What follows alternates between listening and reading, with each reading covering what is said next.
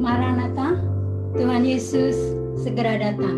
Selamat berjumpa kembali dalam program kuliah terbuka ITS, Eleos Theological School. Saya Erna Dumais dari Sydney, Australia yang akan memandu acara ini. Topik yang akan dibahas pada malam hari ini adalah Theotokos.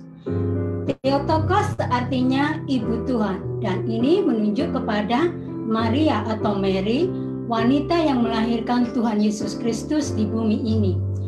Penggunaan istilah Theotokos secara resmi disahkan di dalam konsili Oikumene ketiga yang diselenggarakan di Efesus tahun 431 Masehi. Tetapi istilah Theotokos ini mendapat pertentangan sengit dari Nestorius sehingga menimbulkan pertentangan yang tajam dan skism atau perpecahan gereja. Kelompok Nestorius tidak setuju dengan istilah Theotokos dan mengajukan sebuah istilah yang mereka sebut Christotokos, artinya orang yang melahirkan Yesus Kristus. Maria dianggap perannya hanya sebagai orang yang melahirkan Kristus atau ibu secara jasmani, bukan ibu Tuhan. Saudara-saudara, lalu bagaimana kita sebagai orang percaya menempatkan Maria di dalam iman kekristenan? Malam ini kita akan membahas topik tersebut. Kita akan membahasnya bersama narasumber yang sudah hadir, yaitu Bapak Wanda Dumais. Silakan Pak Wanda. Baik, terima kasih untuk Bu Erna yang sudah membuka acara kita pada malam hari ini.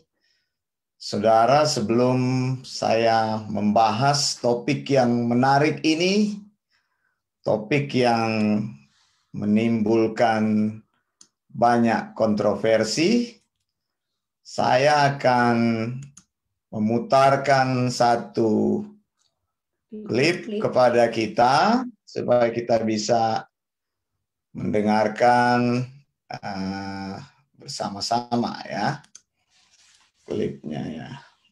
Saya pindahkan dulu, kemudian kita buka, lalu inilah tujuan novena. Berikut saya terakhir tentang patung. Apakah orang Katolik menyembah patung atau tidak?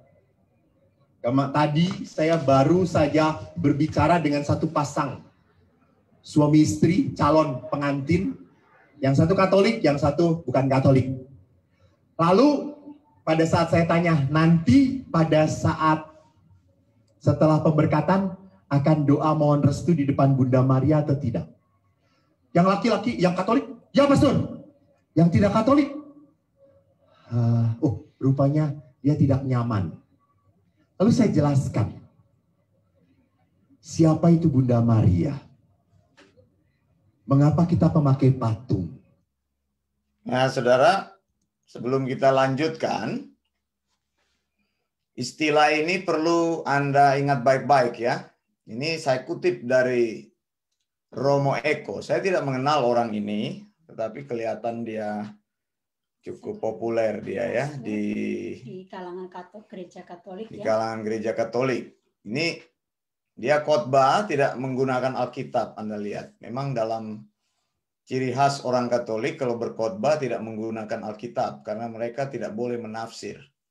Begitu ya, aturan mereka tidak boleh menafsir. Mereka hanya meneruskan ajaran mereka berdasarkan tradisi. Jadi tidak boleh lakukan eksegesis sendiri. Jadi Anda akan menemukan ciri khas ini. Jadi kalau khotbah ya begitu, tidak ada pegangannya dari mana sumbernya, ya dia akan sampaikan tradisi. Tadi dia menyinggung kata Bunda Maria ya. Jadi ingat baik-baik kata ini Bunda Maria. Saya akan mengulangi kata ini dan akan membahas terus dalam sesi pembahasan kita pada malam hari ini. Jadi Bunda Maria. Pertama, teman-teman, berbahagialah kita punya Bunda Maria. Orang Katolik tidak pernah berdoa kepada Bunda Maria. Salah. Lihat litani. Di dalam litani tidak pernah berkata, Santa Maria, kabulkanlah doa kami. Betul atau? Oke, yang kedua, dari kata Bunda Maria, dia bermain kembali kepada istilah berikutnya, yaitu Santa Maria. Oke? Saya ingin menunjukkan hal-hal ini kepada saudara karena hal-hal ini, konsep ini akan muncul dalam penjelasan saya. Oke? Jadi Bunda Maria yang pertama, kemudian Santa Maria. Ya, Santa Maria itu adalah orang kudus, begitu ya. Istilah Katolik. Dengarkan lagi. Tidak, yang mengabulkan doa itu siapa? Tuhan. Kalau Santa Maria, apa jawabannya? Doakanlah kami. Doakanlah kami. Ya, ketiga, tadi ada kata Bunda Maria. Yang kedua, Santa Maria. Yang ketiga, doakanlah kami.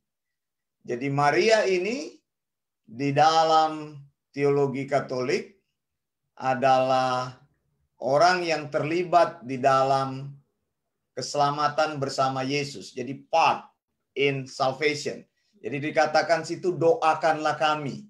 Ini juga tidak akan Anda temukan di dalam ayat manapun di dalam Alkitab. Nah, saya sudah katakan tadi dia tidak menggunakan Alkitab. Maka bullshit kalau dengerin omongan dia begitu. Dia pengikutnya banyak tapi tidak mengajar dari firman Tuhan. Ini kan diteruskan dari tradisi.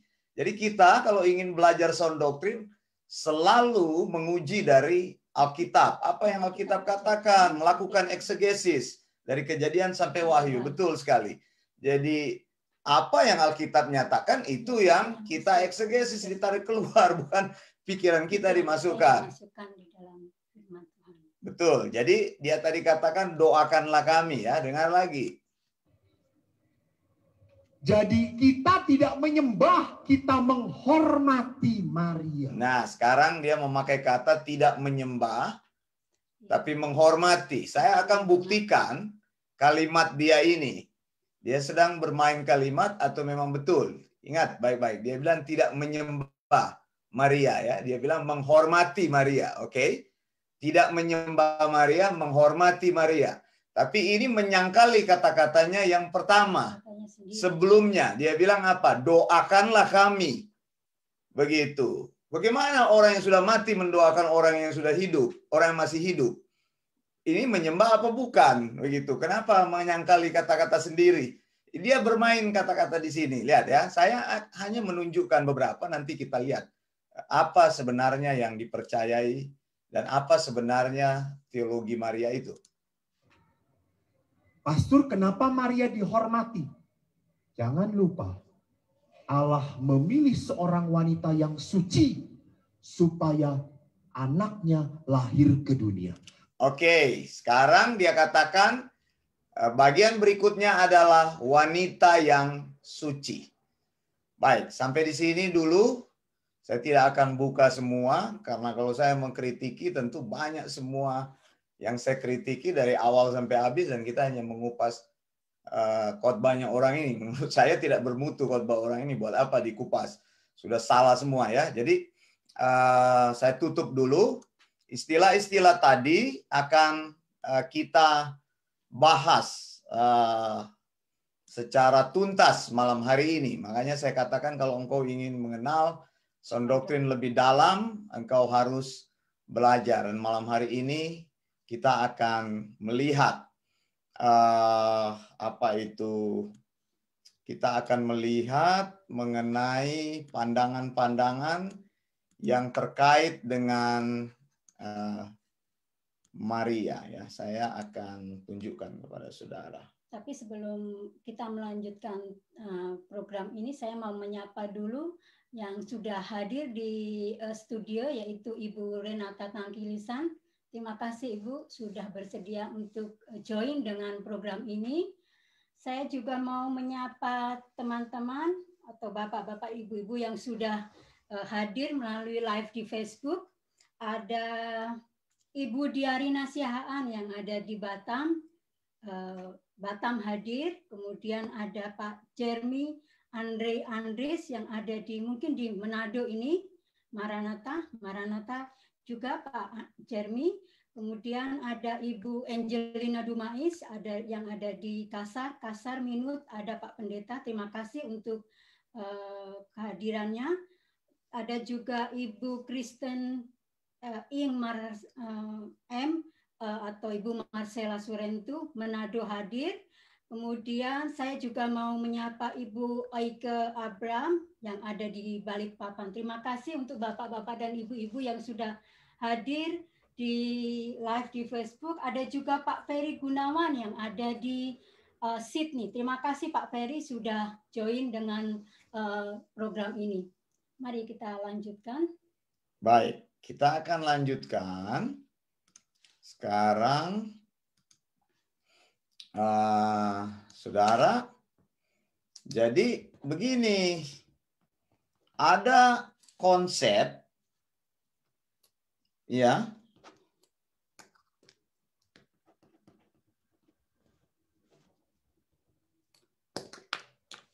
ada konsep yang berkaitan dengan Maria, yaitu dua hal yang perlu kita tahu, yaitu doktrin Maria ini atau Marian dogma atau Mariological versus Marialetry.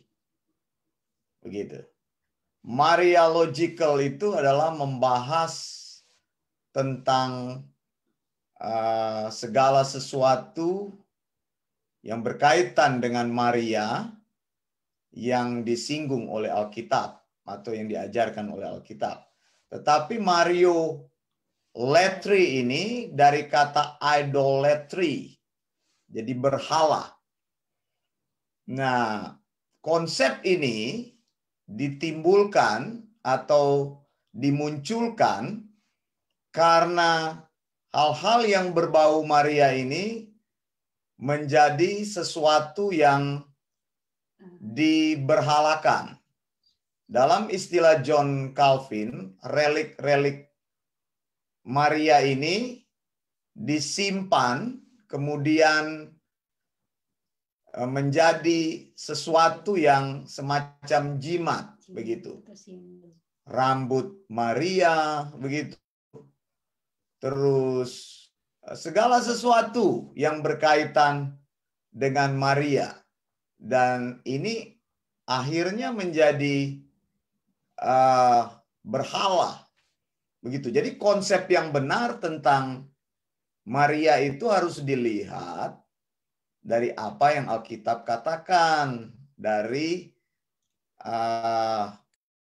pengajaran tentang Maria yang benar, bukan dari pemberhalaannya. Nah, saudara, isu-isu yang perlu kita lihat adalah ini. Kalau Anda dengar tadi video yang saya putarkan itu, jadi satu tadi idolatry itu, yaitu pemberhalaan, ya ini akan kita lihat. Saya sudah singgung tadi dari tulisan-tulisan John Calvin bahwa mereka menentang konsep-konsep tentang Maria yang akhirnya Maria ini dijadikan berhala. Lalu yang kedua, assumption of Mary. Ya. Assumption of Mary ini adalah sebuah doktrin atau dogma yang mengajarkan bahwa Maria ini tidak mati. Jadi Maria ini diangkat ke surga. Begitu. Diangkat ke surga. Jadi dia tidak pernah mati. Ya, kalau Anda temukan konsep ini di dalam Alkitab, Anda bisa beritahu kepada saya di mana ayat Alkitab yang mengatakan bahwa Maria itu diangkat ke surga. Tapi inilah kepercayaan yang dianut, ajaran yang dianut, makanya prakteknya akan begitu. Tadi kan berdoa kepada Maria ya, karena dianggap Maria itu ada di surga. maka doa itu dipanjatkan melalui Maria. Doakanlah kami. Apakah disebut Maria sebagai perantara? Nah, itu nanti kita akan bahas. Kemudian yang disebut dengan perpetual virginity. Perpetual virginity ini adalah Maria ini selama-lamanya menjadi perawan.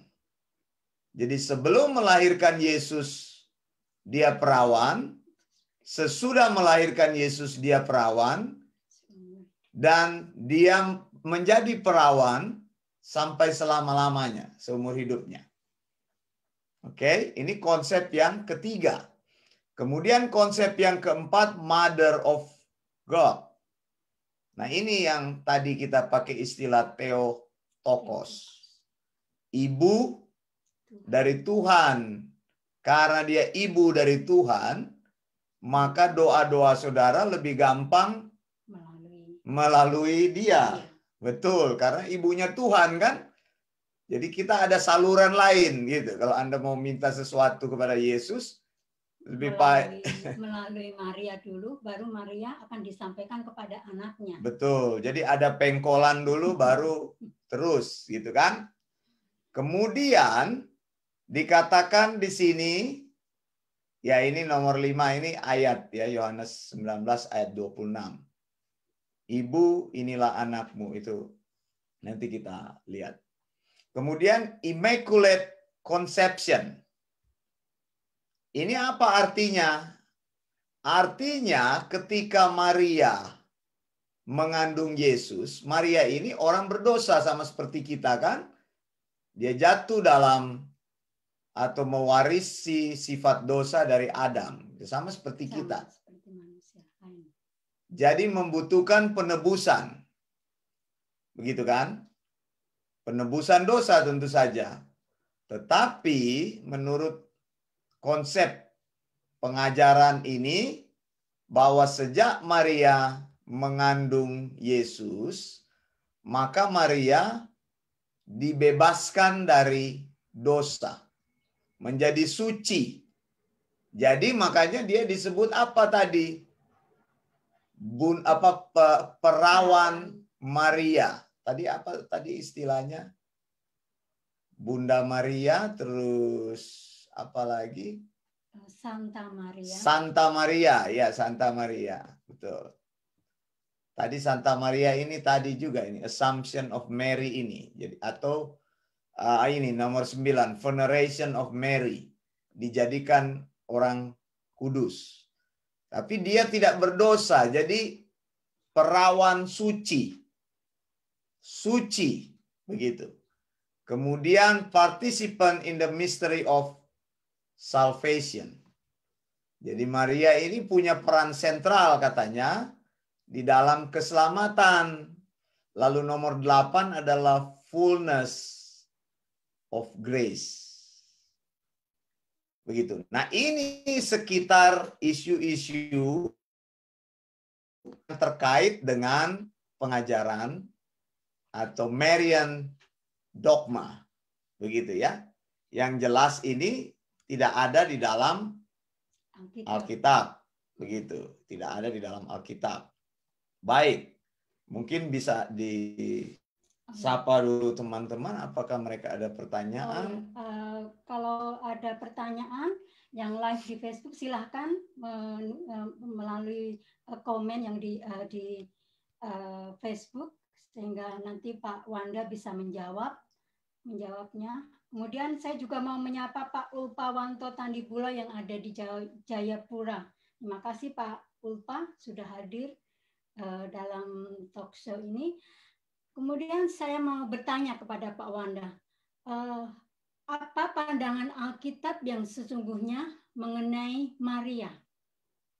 Baik, ini bagus pertanyaannya. Bagaimana Alkitab memandang Maria?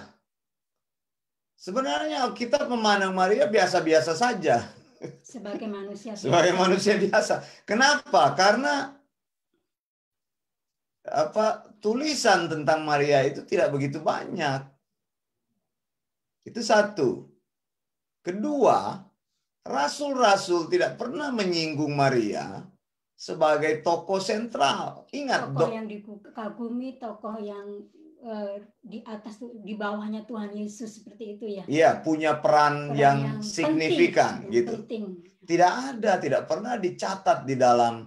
Kita harus ingat bahwa Tuhan mewahyukan dirinya kepada kita, lalu wahyu yang Tuhan berikan kepada kita sebagai wahyu yang lengkap, final dan absolut, adalah Alkitab.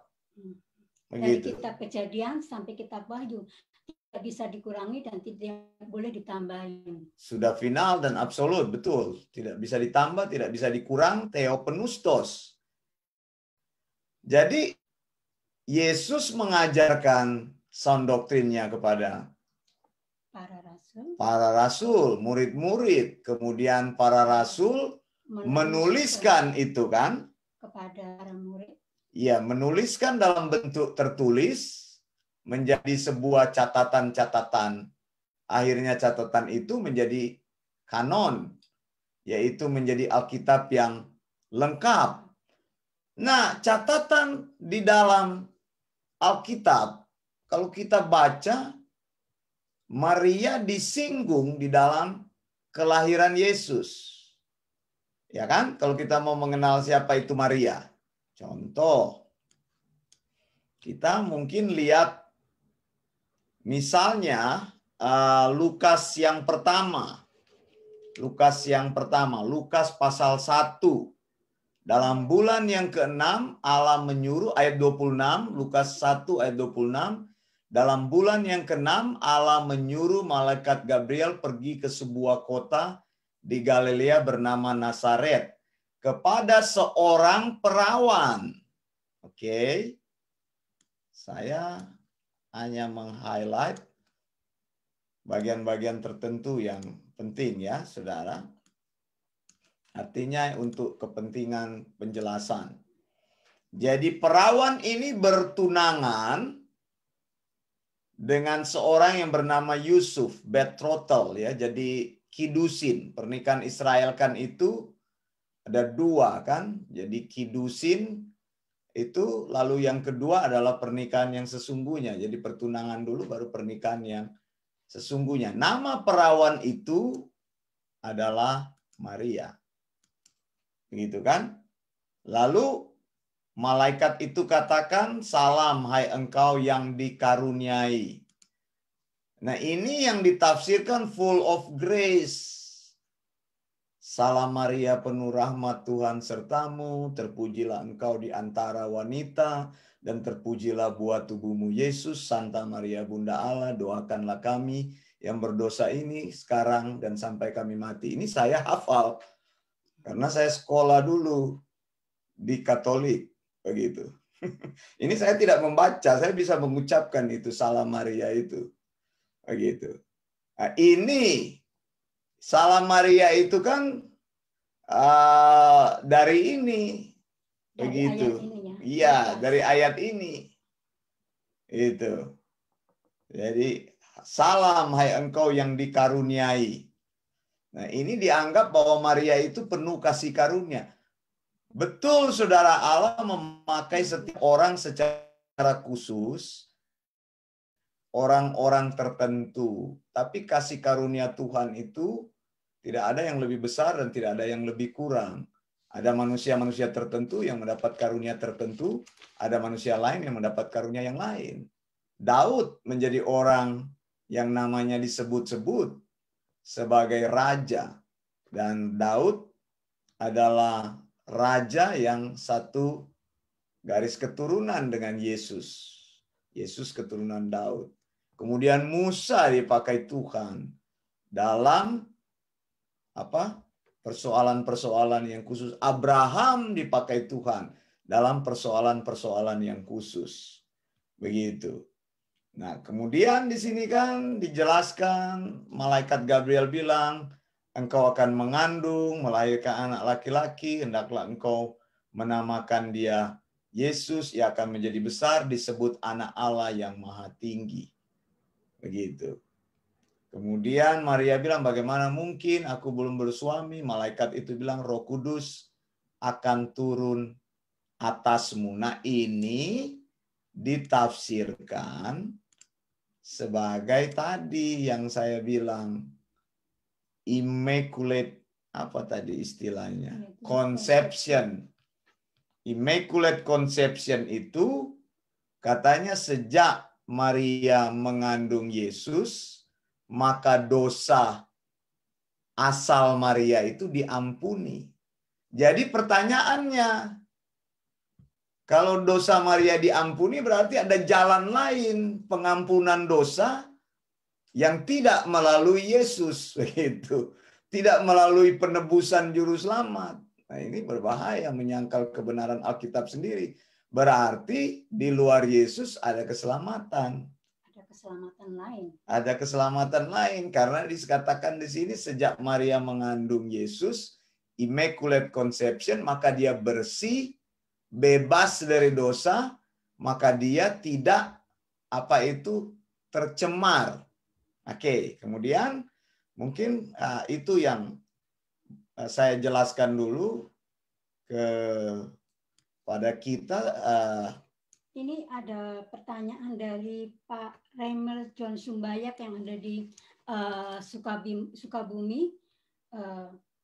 Katolik menjadikan Maria sebagai pengantara kepada Tuhan. Apa ini berpandangan jika pada peristiwa perkawinan di Kana di mana Maria meminta kepada Yesus akan masalah minuman anggur, keluarga tersebut mengalami kekurangan anggur?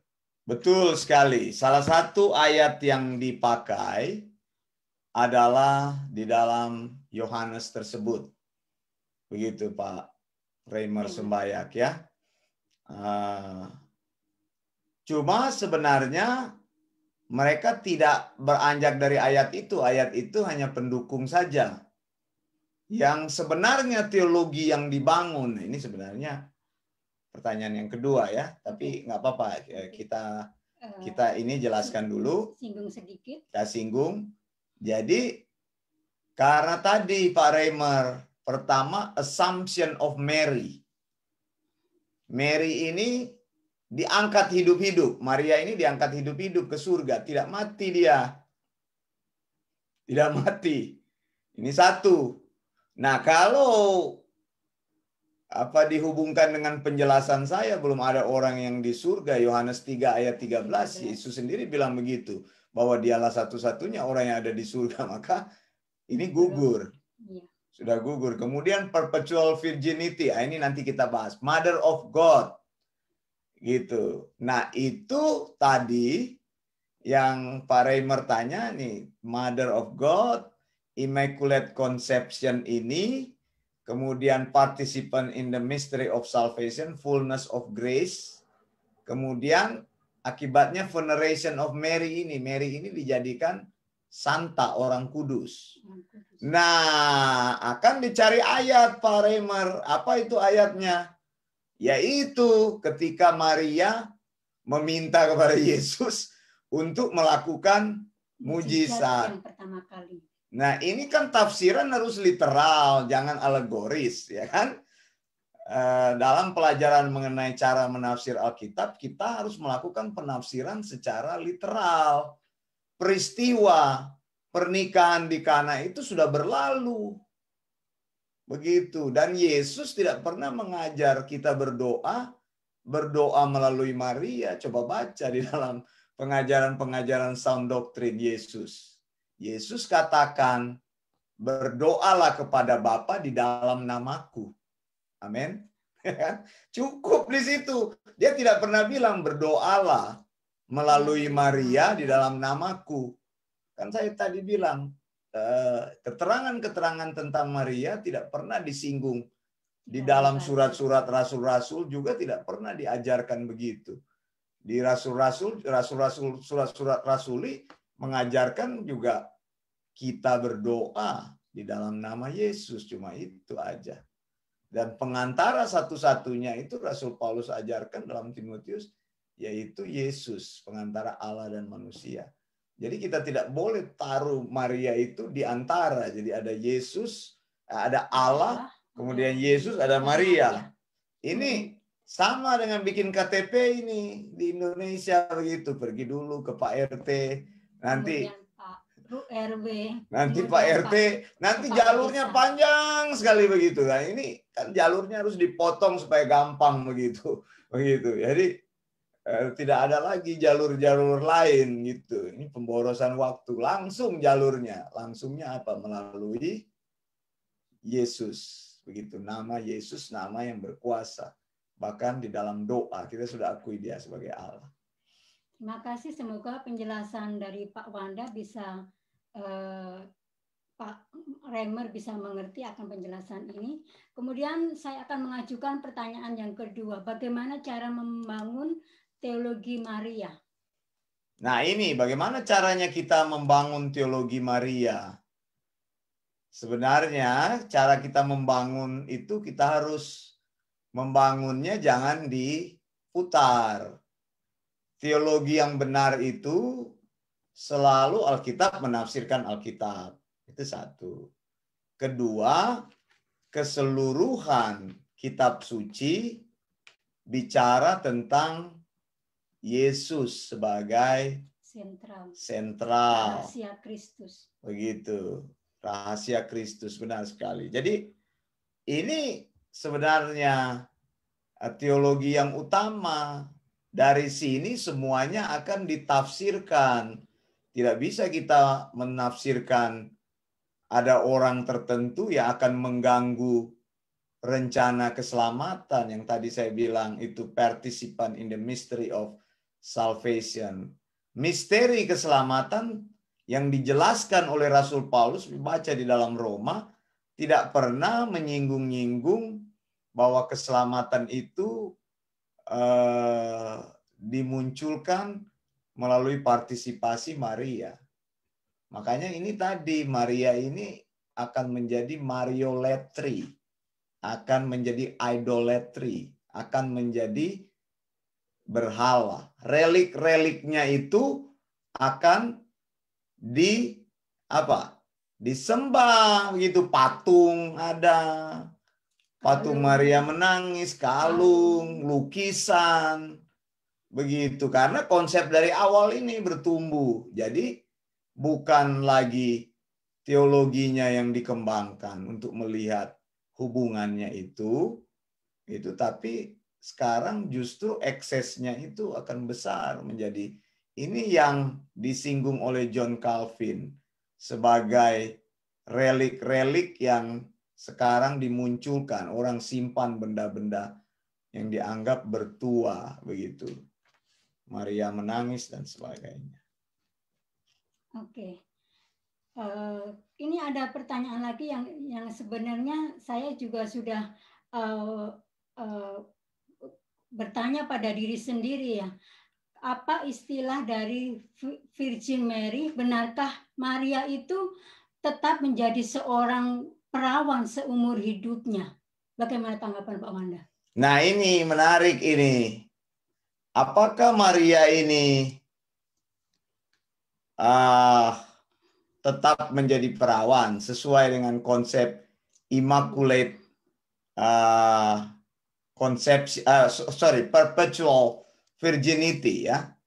Perpetual virginity. Saya munculkan lagi supaya teman-teman bisa lihat.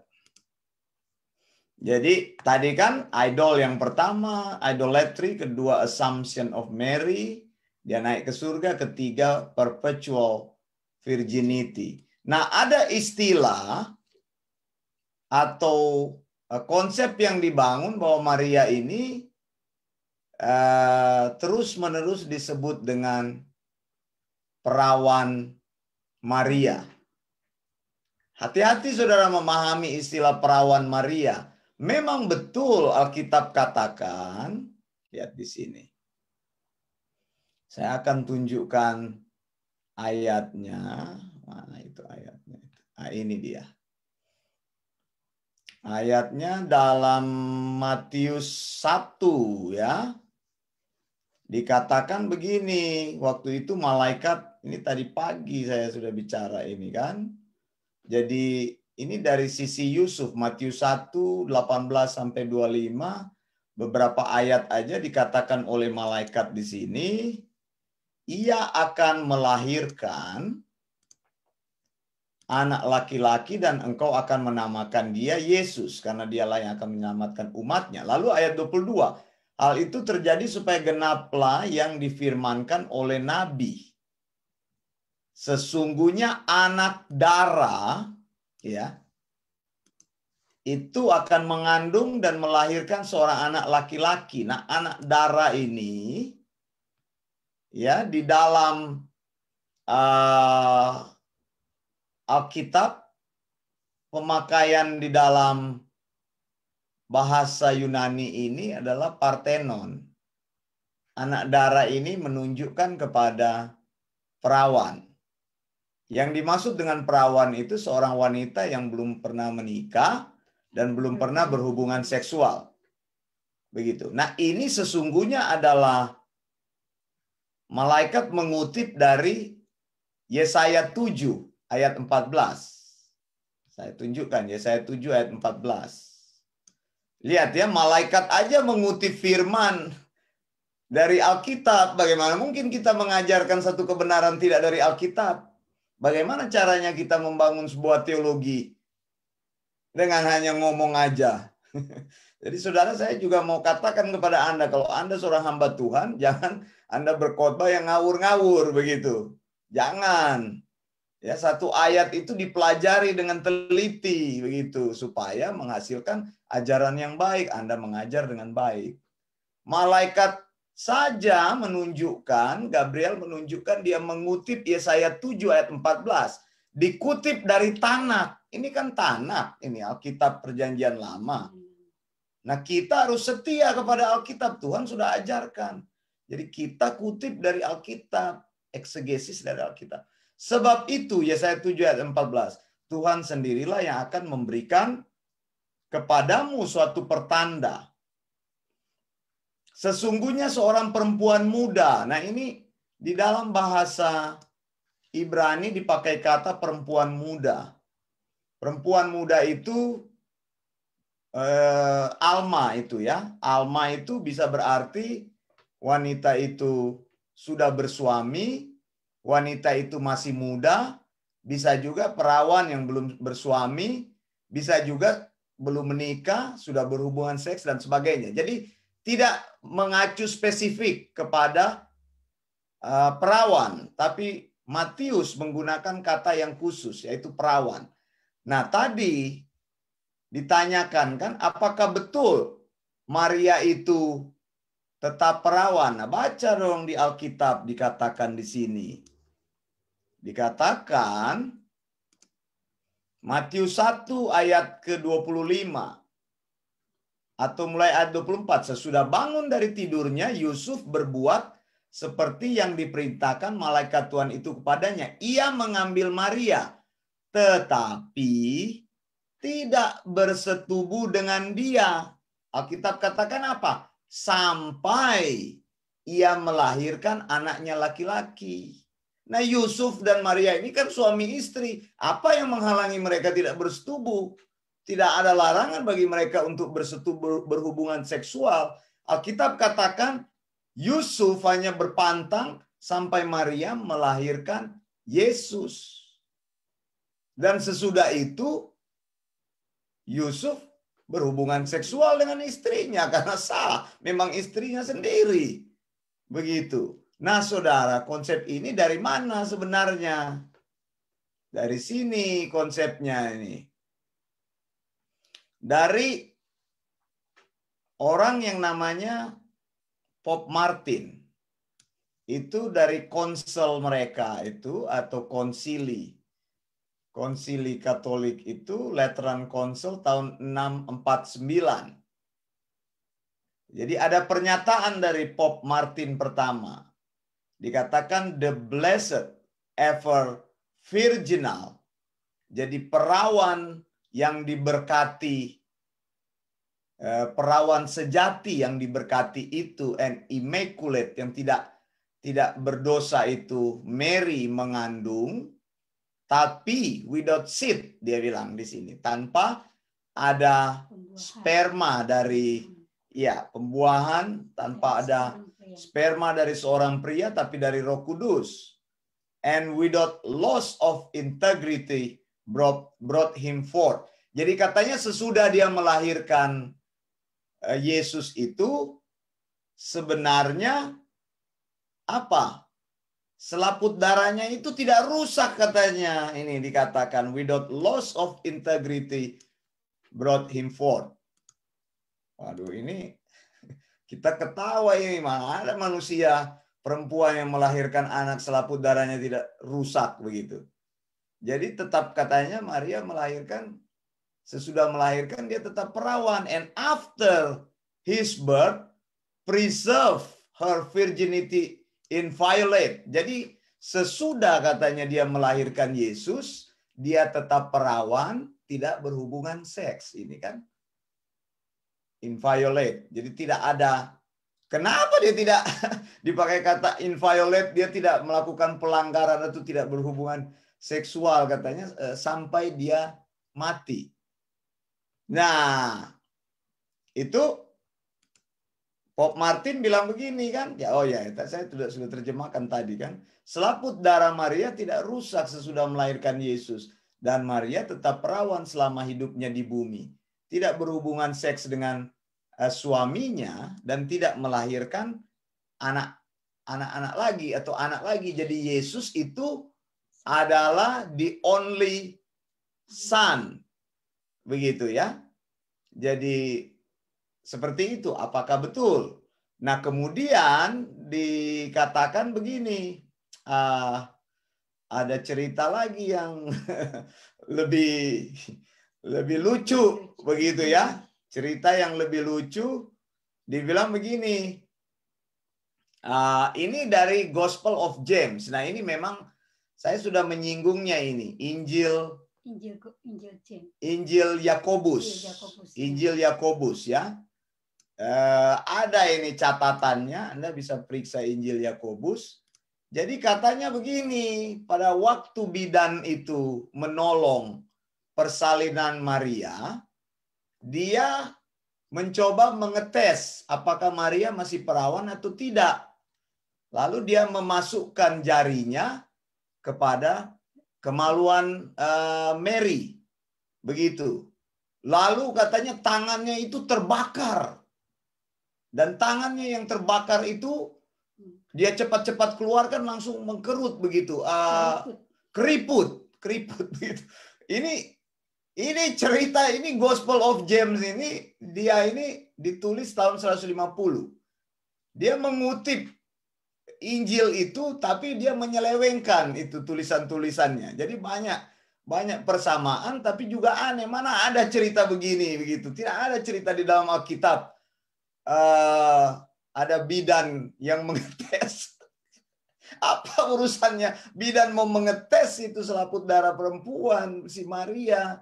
Nah ini cerita yang lengkapnya berbunyi seperti ini. Nih, dari Raymond Edward Brown ini ya. Mary in the New Testament. Halaman Gospel James itu 19, 3-20. Dibilang begini. Jadi midwife itu dia keluar dari gua itu kan mereka percaya.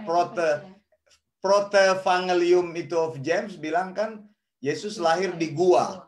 Begitu kan? Jadi saya sudah jelaskan kan bidan ini keluar dari gua dan bertemu dengan Salome. Begitu ya. Salome ini adalah adik daripada Maria. Begitu ya. Ibu daripada Yakobus. Yakobus dan Yohanes, rasul-rasul itu yang murid Yesus itu. Kemudian Salome bertemu dia dan kemudian dia berkata kepada Salome, Salome, saya mau cerita apa yang saya lihat. Dia bilang, apa yang saya lihat ini aneh sekali, dia bilang. Dia sudah melahirkan, tapi dia bilang masih tetap perawan. Begitu, tidak terjadi apa-apa katanya. Menurut bidannya. Lalu Salome bilang, oh demi Tuhan yang hidup. Dia bilang, demi Tuhan yang hidup. Sampai saya memasukkan jari saya. Ini Salome. Jari saya. Dan saya melihat sendiri. Saya cek, saya menguji sendiri. Bahwa sebelum melakukan itu saya tidak akan percaya. Kemudian Salome masuk katanya. Salome langsung juga menguji seperti yang bidan lakukan itu. Lalu Salome teriak tiba-tiba, oh Tuhan, aku sudah mengujimu Tuhan. Aku sudah menguji Tuhan. Maafkan aku Tuhan.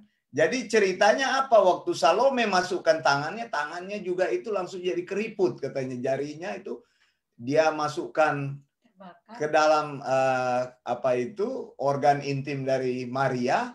Lalu tangannya jadi keriput. Lalu Salome berdoa minta ampun. Tuhan katanya pulihkan. Kisah ini sama seperti terjadi pada saat Thomas yang memasukkan jari ke luka Yesus. Begitu. Nah saudara, jadi ini yang saya maksudkan bahwa mereka mengatakan Maria itu masih tetap perawan. Nah di Alkitab juga katakan apa? Matius 13 ayat 55 sampai 56.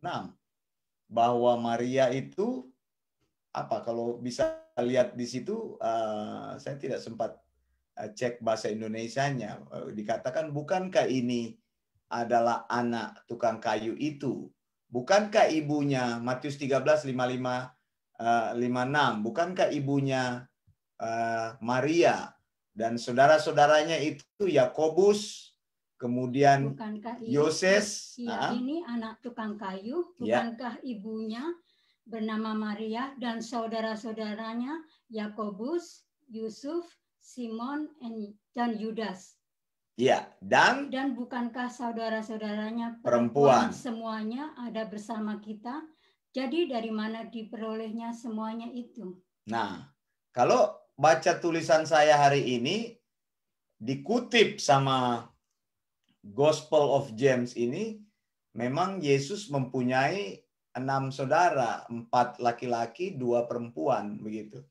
Dia ambil semua dari Alkitab ini, tapi dia ceritanya itu berbeda begitu. Kemudian Galatia 1 ayat 19 jelas berkata, ini tulisan dari Paulus, tetapi aku tidak melihat seorang pun dari rasul-rasul yang lain kecuali Yakobus, saudara Tuhan Yesus.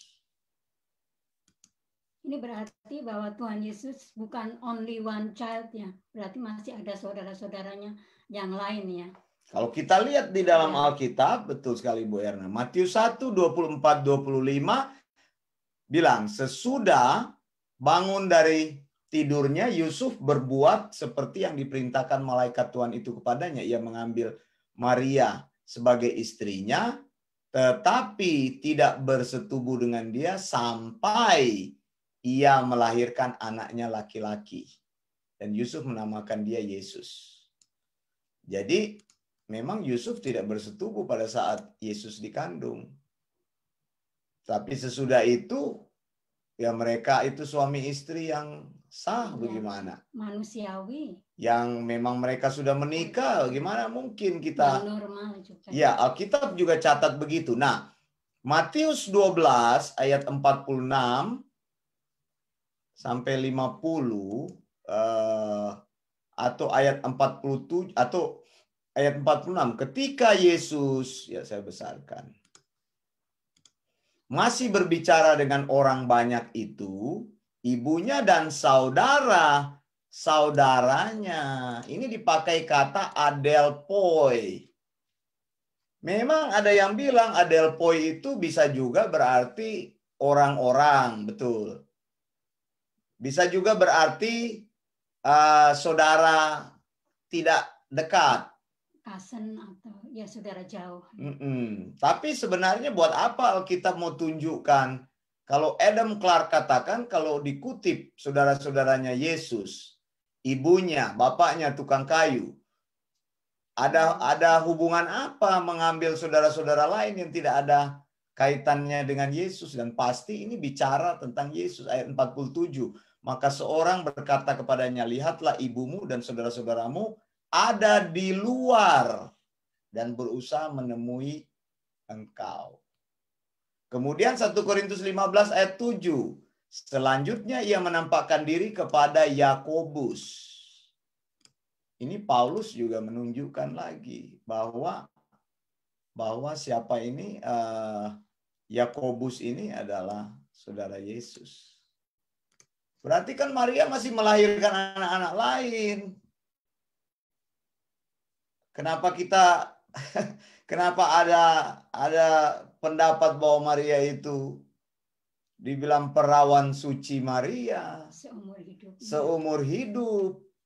Begitu, karena untuk mendukung teori yang lain. Mungkin sudah ada teman-teman lain yang ingin bertanya? Oke, sudah ada Ibu Mika Kilapong yang ada di Jepang. Terima kasih Ibu.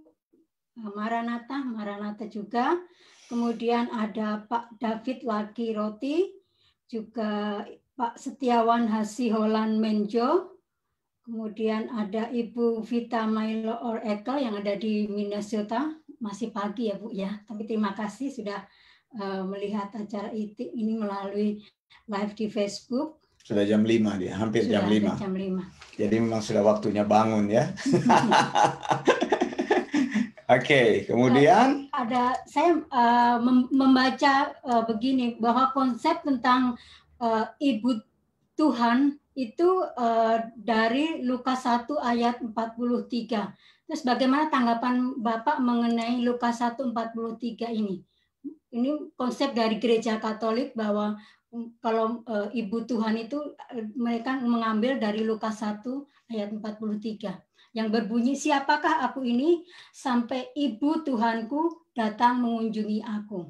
Betul sekali. Ini sebenarnya yang tadi saya bilang, mereka mengutip ayat itu lalu membangun teologi yang berdasarkan apa yang ada di kepala, begitu ya. Nah, ini kan dalam konsel atau konsili tahun 413 ini kan terjadi perdebatan yang sengit karena konsep Theotokos itu yang kita hari ini kita angkat sebagai topik, Ibu Tuhan.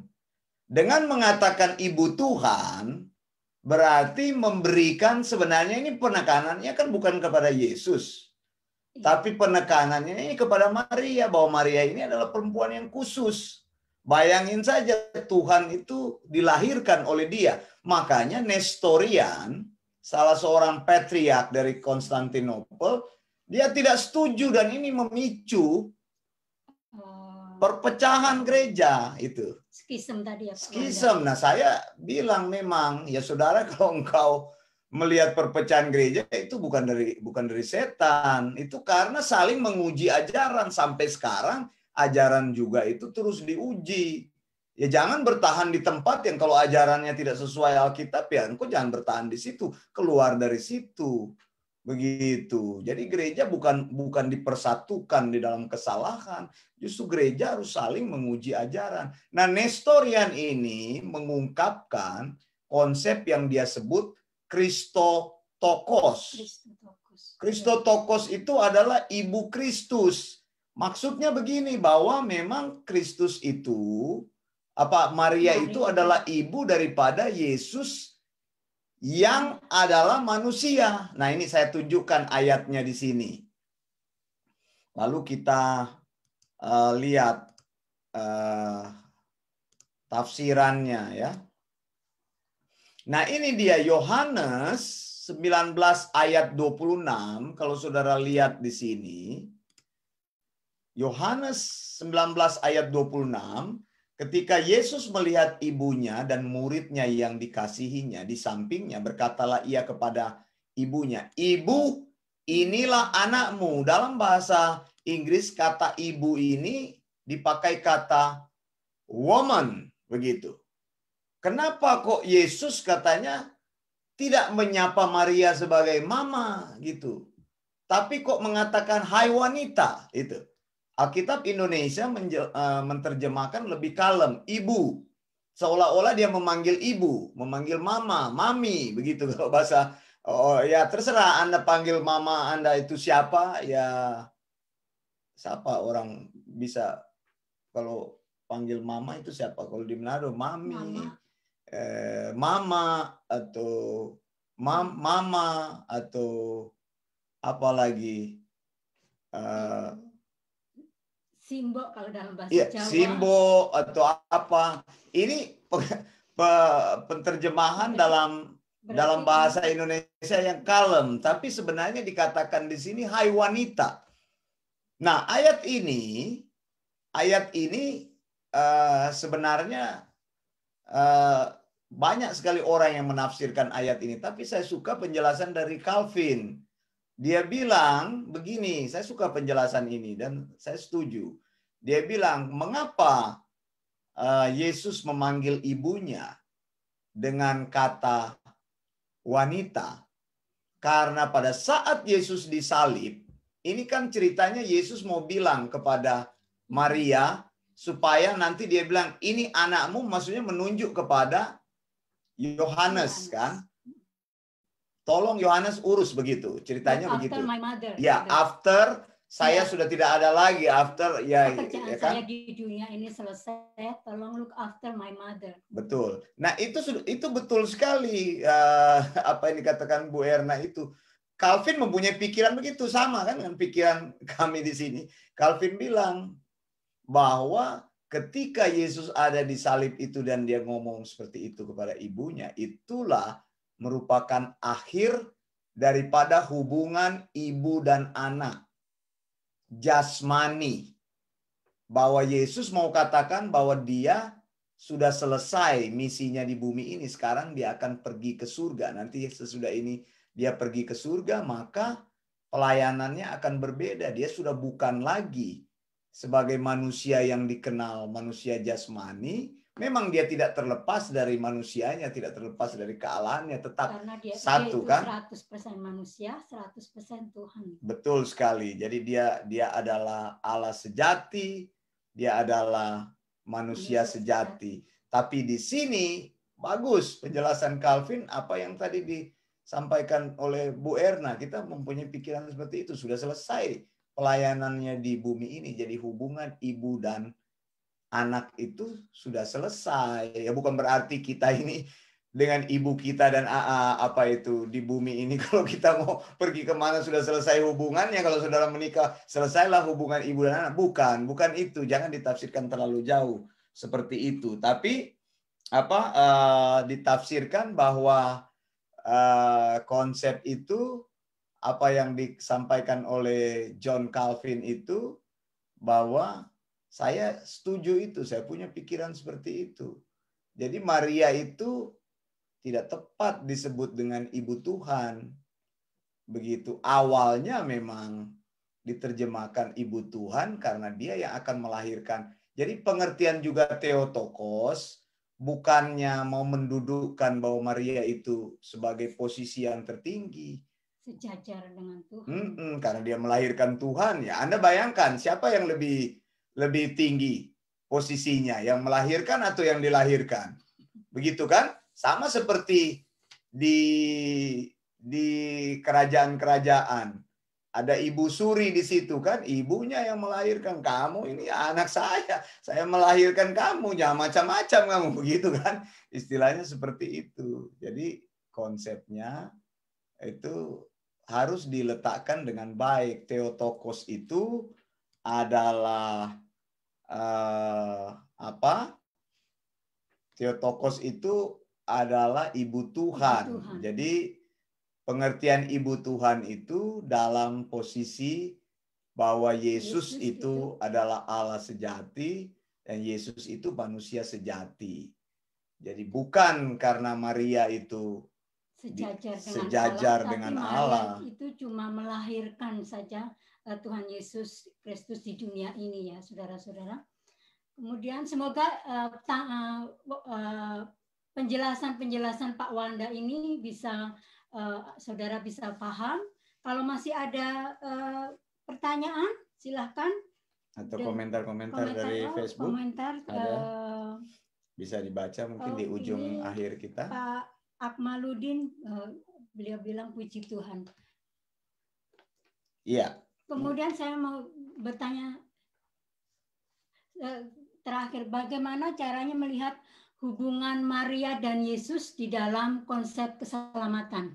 Ya, Maria itu memang dipakai oleh Allah untuk melahirkan Yesus, begitu. Jadi Maria adalah orang yang dikaruniai dalam hal ini. Memang dia wanita yang spesial, gitu, sangat berbahagia, khusus, karena Maria ini dipilih oleh Tuhan sendiri. Tapi bukan berarti dia dipilih Tuhan terus segala sesuatunya menjadi spesial bagi dia. Misalnya sejak dia dipilih Tuhan, dosa awalnya itu dihilangkan oleh Tuhan karena dia mengandung Yesus Kristus. Ya tidak.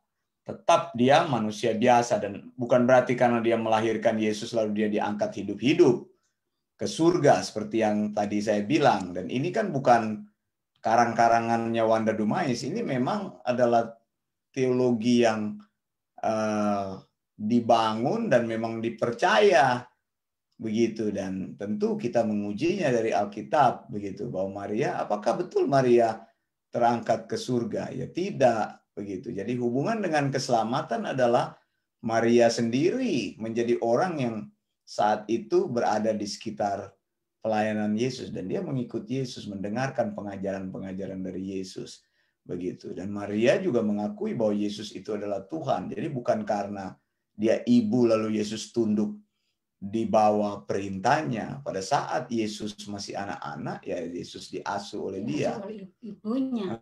Tapi dia tunduk kepada ibunya untuk menghormati Maria sebagai orang tuanya. Orang tua, betul sekali. Tapi sesudah Yesus melayani, kan pengakuan ketuhanan Yesus ketika Petrus bilang engkau adalah Mesias, murid-murid juga mengakui itu. Mesias itu artinya Allah yang hidup, anak Allah yang hidup, kan dikatakan seperti itu. Jadi konsep Mother of God itu harus diluruskan gitu. Kemudian kelahiran perawan juga harus diluruskan. Ya, mana ada orang sudah melahirkan anak masih tetap perawan. Mana ada Maria melahirkan beberapa anak-anak yang disebutkan di dalam Alkitab. Betul sekali. Kenapa Gereja Katolik tidak menyinggung ini semuanya? Justru mereka percaya kepada Gospel of James itu. Bahwa anak yang menjadi saudara-saudara Yesus itu adalah anak yang dibawa Yusuf dari pernikahannya sebelumnya, terdahulu begitu. Jadi mereka menafsirkan, di dalam Alkitab dikatakan karena begitu besar kasih Allah akan dunia ini sehingga ia telah mengaruniakan anaknya yang tunggal. Nah, anak Allah itu, Yesus itu satu-satunya anak Allah, begitu kan? Nah, mereka memakai konsep bahwa Yesus bagi Maria juga anak satu-satunya. Iya, padahal Alkitab bilang dia adalah anak sulung. Bukan anak satu-satunya, anak sulung. Anak yang pertama. Begitu kan Alkitab. Anak pertama dari Maria, kan dikatakan anak ini adalah akan menjadi anak, jadi firstborn dari Maria begitu. Jadi seperti itu. Kemudian konsep Maria bebas dari dosa lalu pada saat dia mengandung Yesus, ya itu juga tidak benar. Walaupun dia dikaruniai, ya tetap dia adalah orang yang berdosa. Kok Allah dikandung orang berdosa?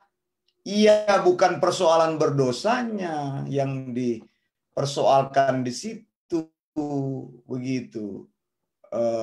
Allah memakai Maria sebagai alatnya, sama juga dengan kita. Mengapa Wanda Dumais orang berdosa dipakai oleh Allah untuk melayani Allah? Ya, saya diampuni dosa saya setelah saya datang kepada Yesus. Sesudah itu Tuhan memakai saya menjadi hambanya, sama seperti kita semua dilayakkan seperti itu kan. Kemudian dalam misteri of salvation tidak pernah disebut-sebut. Kemudian fullness of grace itu, salam Maria penuh rahmat Tuhan sertamu, terpujilah engkau di antara wanita dan terpujilah buah tubuhmu Yesus, Santa Maria Bunda Allah. Doakanlah kami yang berdosa ini sekarang dan waktu kami mati atau sampai kami mati. Ya, fullness of grace ini yang menghasilkan ini salam Maria ini ya terlalu dilebih-lebihkan. Kemudian Maria diangkat sebagai orang kudus untuk mendudukkan terlalu banyak hal-hal yang ditaruh kepada Maria sehingga menjadi berlebihan yang diajarkan di luar daripada apa yang diajarkan oleh Alkitab. Begitu Bu Erna, mungkin kita terima kasih Pak Wanda. Semoga dengan penjelasan yang sudah panjang dan lebar ini, Bapak-bapak dan Ibu-ibu yang hadir melalui live di Facebook ataupun yang melalui Zoom bisa memahami bahwa siapa itu Maria, bagaimana Maria berhubungan dengan keselamatan kita. Dan saudara-saudara, kami sebagai sound doctrine, yaitu sound doctrine itu kita harus support kebenaran atau sound doctrine, kita harus defend kebenaran atau sound doctrine, dan kita harus expose kesesatan. Begitu Pak Wanda? Betul sekali. 3 hal yang harus kita lakukan sudah dikatakan Bu Erna tadi. Supportlah sound doctrine. Jadi kalau Anda merasa Anda orang percaya, Anda harus berdiri teguh menopang ajaran-ajaran yang benar. Kemudian Anda harus defend ajaran-ajaran yang benar. Bukan hanya Anda ajarkan, tapi defended ajaran-ajaran itu. Ketiga adalah expose setiap pengajaran-pengajaran yang bertentangan dengan firman Tuhan, dengan Alkitab, dengan Theopneustos, dengan Alkitab yang tanpa salah itu. Baik. Oke, terima kasih. Sebelumnya, mungkin waktunya sudah habis.